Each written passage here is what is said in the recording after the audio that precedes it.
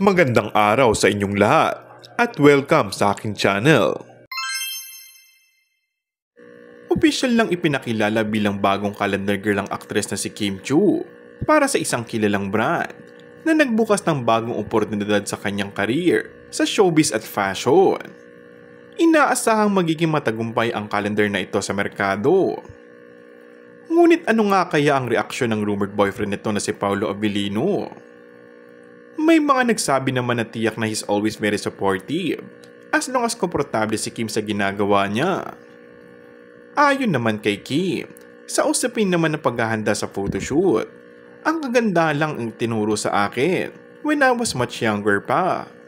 When you have to prepare for something, you don't start preparing just for one thing. They always say just be active all the time. Para when the opportunity comes, nakakailanganin ng skin or something prepared ka na. Pero paglilinaw ni Kim, kumakain pa rin naman daw siya sa kabila ng katotohanan na kailangan niyang i-maintain ang kote ng kanyang katawan.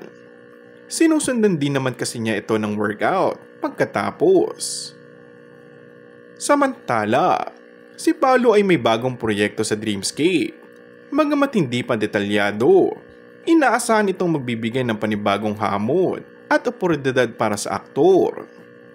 Ang parehong mga artista ay patuloy na nagbibigay inspirasyon sa kanilang mga fans sa pamamagitan ng kanilang tagumpay sa industriya.